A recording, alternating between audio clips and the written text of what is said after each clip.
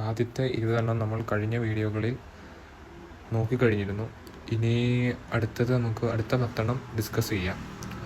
21 മുതൽ യൂറോപ്പിൽ നിന്നും ഇന്ത്യയിലേക്കുള്ള നാവിക മാർഗം കണ്ടെത്തുക എന്ന ലക്ഷ്യത്തോടെ ഇന്ത്യയിലെത്തിയ പോർച്ചുഗീസ് നാവികൻ വാസ്കോ ഡ ഗാമയാണ്.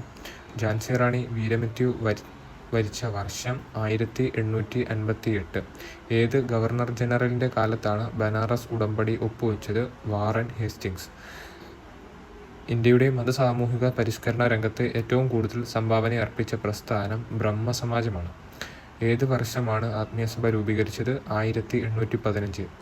പഞ്ചശീല തത്വങ്ങളിൽ ഒപ്പുവെച്ച ഇന്ത്യൻ പ്രധാനമന്ത്രി ജവഹർലാൽ നെഹ്റു. പയ്യന്നൂരിൽ നടന്ന 4ാം അഖില കേരള രാഷ്ട്രീയ സമ്മേളനത്തിൽ അധ്യക്ഷത വഹിച്ചത് ജവഹർലാൽ നെഹ്റു. ഗാന്ധിജി ഇന്ത്യയിൽ നടത്തിയ ആദ്യ സത്യാഗ്രഹം ചമ്പാരൻ സത്യാഗ്രഹം. ഇന്ത്യയിലെ ആദ്യത്തെ ഉപരാഷ്ട്രപതി ഡോക്ടർ എസ് രാധാകൃഷ്ണൻ. ഒരു സംസ്ഥാനത്തെ ഗവർണർ ആയതിനു ശേഷം പ്രസിഡന്റ് ആയ ആദ്യ വ്യക്തി ഡോക്ടർ സക്കീർ ഹുസൈൻ.